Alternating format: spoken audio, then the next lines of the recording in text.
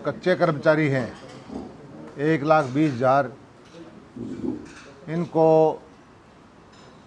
एक तरह से स्थायित्व देने का काम किया है, इनके वेतन बढ़ाने का काम किया है और इनकी नौकरी सुरक्षित रखने का काम भी किया है। सरकार छायाकार भाइयों का स्वागत करता हूं और आज की हमारी जो बैठक है, जो कल्याणकारी योजनाएं हरियाणा सरकार ने कल और उससे पिछले सप्ताह में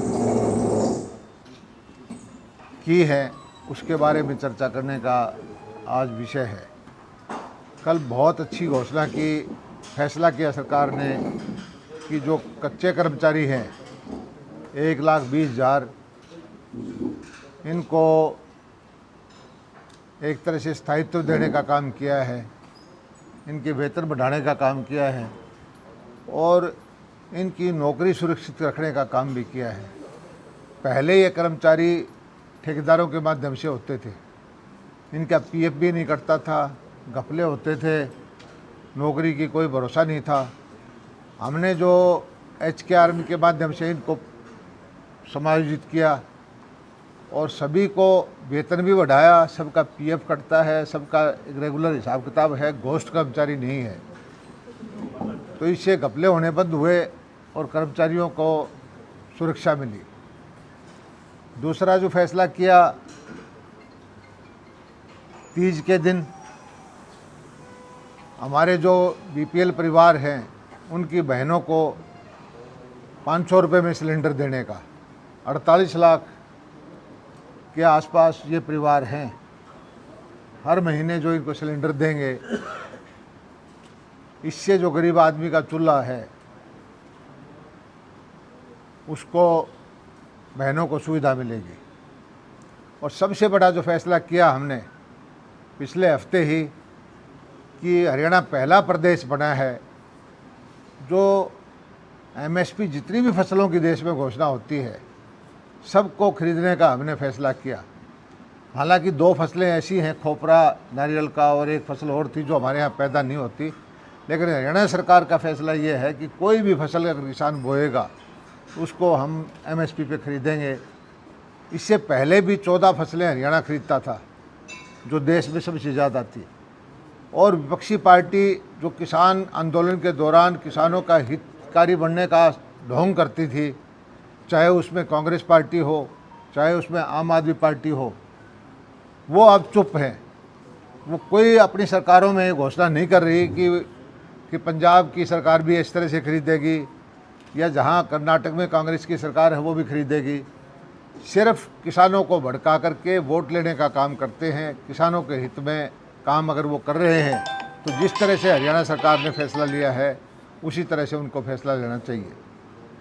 एक जो इस बार ये सही है कि मई जून में बारिश बहुत कम आई, किसानों को 2-2 बार बिजाई करनी पड़ी, उनकी फसलें ख़राब हुई, कपास की फसल जल भी गई थी, तो 2,000 रुपये प्रति एकड़ सीधे खाते में डालने का काम किया है।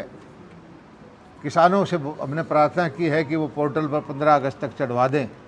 कोई भी फसल उन्हें बोई हो, चाहे बाजरा बोया हो, कपास बोया हो, धान बोया हो या मूंग हो, सीधा एक मुश्त प्रति एकड़ 2,000 रुपये उनके खाते में हम डाल देंगे।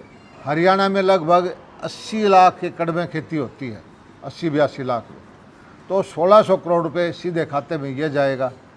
हम तो किसानों के हित में जितने काम करना चाहते हैं कर रहे हैं।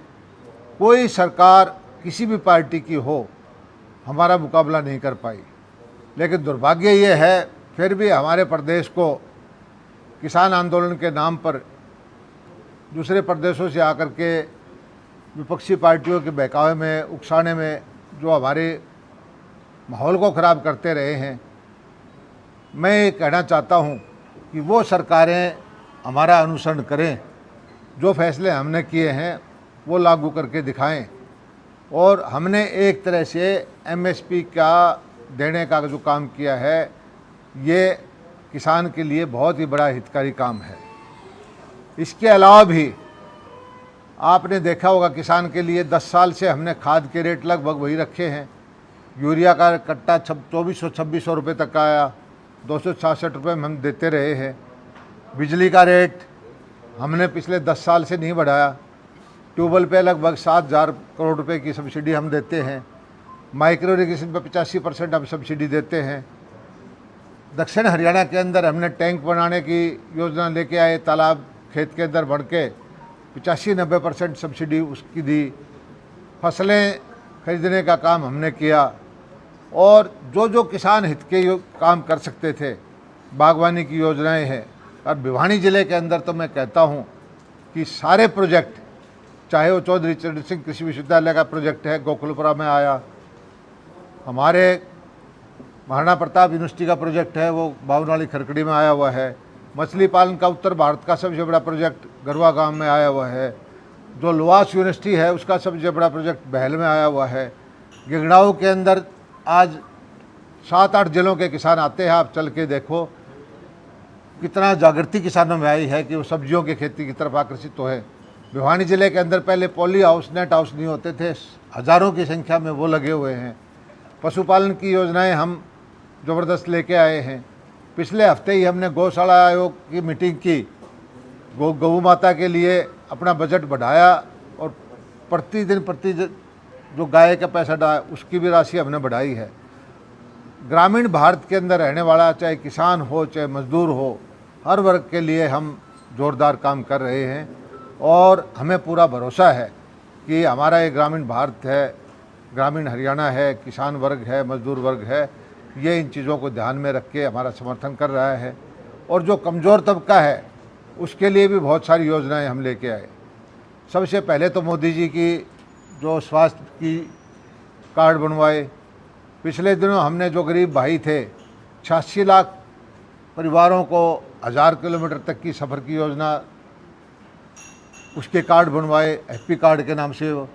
मतलब हर वर्ग के लिए हमने कोई न कोई योजना दी है और हमारी कोशिश ये है कि प्रत्येक हरियाणवी ये समझे कि लोकतांत्रिक व्यवस्था के अंदर उसकी अपनी सरकार उसके हितों की रक्षा कर रही है। हम गरीबों की नौकरी बचाने का काम कर रहे हैं, मेरिट पर नौकरी देने का काम कर रहे हैं और एक तरफ हमारी विपक्षी पार्टी है वो गरीब के प्रतिभाशाली बच्चे की नौकरी खा करके अपने चहेतों को नौकरी देने का काम कर रहे हैं। ये फ़र्क हमारे अंदर और कांग्रेस पार्टी के अंदर है। धन्यवाद। सर जो सिलेंडर देंगे ये सिर्फ उज्ज्वला वालों के लिए बेनिफिट है या मतलब ओवरऑल?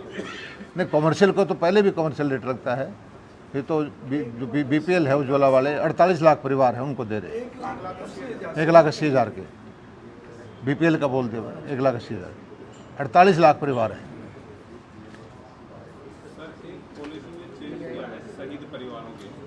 हाँ, पहले जो पॉलिसी थी शहीद परिवारों को हमारे 71 की लड़ाई के बाद से उनके बच्चे छोटे रह गए थे, वो नौकरी नहीं ले पाए थे। पिछली कैबिनेट मीटिंग में हमने ये फैसला किया तो उसमें कानून ये था कि 3 साल तक जो अप्लाई करे उसको नौकरी मिलती थी। अब उसको हमने बढ़ा करके 25 साल किया है। एक शहीद हो जाता था, उसका बच्चा 1 साल का है तो वो नौकरी नहीं ले पाता था, उसका बच्चा 4 साल 5 साल 6 साल तक भी नौकरी नहीं ले पाता था। लेकिन वो उसको नीति को हमने बदल दिया कि उसका बच्चा 25 साल बाद तक भी नौकरी मांगेगा तो हम उसको देंगे और 14 नौकरी हमने उसमें दी है। सर इस पॉलिसी में शहीद का कलम ही खत्म कर दिया, 2021 में अमेंडमेंट किया आपने क्या कि शहीद का कॉलम ही नहीं है रिजर्वेशन में। आप ये पॉलिसी देखिए पुरानी भी आप मेरी बात सुनिए, शहीद के लिए कोई रिजर्वेशन नहीं, शहीद के हर बच्चे को नौकरी हम देने की नीति हमने बना दी है। रिजर्वेशन तो जब हो गया हम उनके लिए कोई कोटा हो, जो भी शहीद होगा उसके आश्रित को हम नौकरी दे रहे हैं और उसको नौकरी दे रहे हैं। पहले ये था कि 3 साल तक अप्लाई करेगा उसको देते थे, अब 25 साल तक भी हम उसकी इंतजार करेंगे कोई उसके अप्लाई करे। बनाते समय किसी क्लरिकल गलती हुई यानी वो पॉइंट डिलीट हो गया? नहीं, सर पॉलिसी है आप क्या डिलीट हो, क्या बताओ ना क्या है इसमें? सर क्या हुआ, डिसेबल्ड पेंशन डिसेबल्ड हो गया सोल्जर उसको है, हाँ। रिटायरमेंट जो एक्स सर्विसमैन है उसको है, लेकिन जो शहीद हो गया उसका बच्चा भी है यहाँ पे वो घूम भी रहा है हरियाणा सरकार के। कोई शहीद का बच्चा नहीं घूम रहा है। साहब शहीद का बता मिलाइए आप, एक बच्चा दिखाइए, कौन घूम रहा है? डॉक्यूमेंट लेके एक बच्चा दिखाई, हरियाणा के 14 बच्चे हमने पिछली कैबिनेट में सही दिया और हमने ये कहा है कि कोई भी बच्चा अगर रहेगा वो हमें अप्लाई करे, कैबिनेट से उसको नौकरी देंगे। उसके लिए कोई नौकरी अप्लाई करने की जरूरत नहीं, कैबिनेट से हम दे रहे हैं। एक सर कई बार ज़्यादातर कोर्ट में मामले हैं नौकरियों के, उसको लेकर के विक्रम कई बार कहते हैं भी देखिए, इस देश के अंदर सरकार अपनी जगह है, न्यायपालिका अपनी जगह है। अब कोर्ट के ऊपर कोई टिप्पणी करना उचित नहीं होगा। हर आदमी को कोर्ट में जाने का हक है और उस न्यायपालिका का बच्चे ये कहते हैं कि गवर्नमेंट अपना एजी के माध्यम से, डबल एजी के माध्यम से वो पैरवी जो करते हैं, इनका पक्ष नहीं रखते हैं कोर्ट में, टाइम पे तारीखें लेते रहते हैं। नहीं, ऐसा नहीं है। गवर्नमेंट अपनी नौकरी को लिए, गवर्नमेंट जो नौकरी देती है अपने स्टैंड पे कायम रहती है, उस नौकरी के लिए आखिरी दम तक लड़ाई लड़ती है। और यही वजह है कि पिछली हुड्डा सरकार के अंदर कितनी नौकरियां निरस्त हुई, हमारी सरकार के अंदर 1-2 को छोड़ करके हमारी सारी नौकरियां बरकरार है। धन्यवाद। एक सर हुड्डा साहब ने कहा था कि विनेश फोगाट को राज्यसभा में वो भेजने के लिए तैयार हैं। बीजेपी हुड्डा साहब को सोचना चाहिए था कि जब राज्यसभा का नंबर आया था तब उसने कौन से खिलाड़ी को भेजा था। हमारे क्षेत्र की बेटियां थी, बबीता थी और ये गीता थी, इनको नौकरी तक नहीं दी थी, उसके लिए संघर्ष करना पड़ा था। ये राजनीति करके गुमराह करने की कोशिश कर रहे हैं। जब उस टाइम राज्यसभा भेजने का वक्त आया था तो अपने घर से बाहर उनको दिखाई नहीं दिया था। सर एक बात और भी है कि बीजेपी से जो राज्यसभा उम्मीदवार है वो पंजाब से लाने की बात बीजेपी कर रही है, कहाँ तक सही है? अभी तो हरियाणा से रहेगा, अभी ये फैसला नहीं हुआ है, ये फैसला होने दो। पहले ही न क्या हो सकता है क्या नहीं हो सकता। कांग्रेस ने यहाँ से बहुत सारे हरियाणा के, वहाँ राजस्थान से बन के आए, कभी कोई किसी प्रदेश से बन के आता है। जब फैसला होगा तभी यह सामने आएगा। बांग्लादेश में स्थिति अब खराब है तो अपनी भिवानी के कुछ परिवार जो बाकी इकोनॉमी में बहुत बड़ी, ये बड़ा दुर्भाग्यपूर्ण घटना है कि जिस तरह से बांग्लादेश में हमारे पड़ोसी शांतिप्रिय प्रदेश था और वहाँ के शेख मुजीब की बेटी को जिस तरह से भागना पड़ा है, ये चिंता का विषय है। और ख़ास करके हमारे जो हिंदू समाज है, जिस तरह से मंदिर जलाए जा रहे हैं, जिस तरह से उनको टॉर्चर किया जा रहा है, भारत सरकार और प्रत्येक हिंदू जो भारत का है वो चिंता में है कि ऐसी घटना हो रही है हमारे पड़ोस में, ये नहीं होनी चाहिए। भिवानी के किसी परिवार से बात हुई है अपने केजरीवाल परिवार वगैरह वहाँ की इकोनॉमी में मेन वो माने जाते हैं? वो हमारा विदेश मंत्रालय सबसे टच में है, व्यक्तिगत तौर पर नहीं है। ये तरीका विदेश मंत्रालय के थ्रू ही हो रहा है। हम कोशिश कर रहे हैं कि हमारे जो परिवार वहाँ फंसे हुए हैं सबको निकालें। और मोदी जी की सरकार आने के बाद जहाँ भी समस्या में भारतवासी कहीं आया है दुनिया के अंदर, हमने तुरंत उनकी सहायता की है। धन्यवाद। सर पिछले 7 महीने से शंभू बॉर्डर और खनौरी बॉर्डर बंद है। वो कोर्ट का मामला है, कोर्ट में चल रहा है। सर क्या high court, supreme court. Rajasthan की तरफ से हरियाणा सरकार भी अग्निवीर को शहीद का दर्जा देगी? अग्निवीर का हमने रिजर्वेशन की है, नौकरी देने की बात की है, पैसा देने की बात की है। ये मामला सुनिए, शहीद का मामला जो है ये सेना के मामले के अंदर के प्रदेश का मामला नहीं है, केंद्र से होके आता है।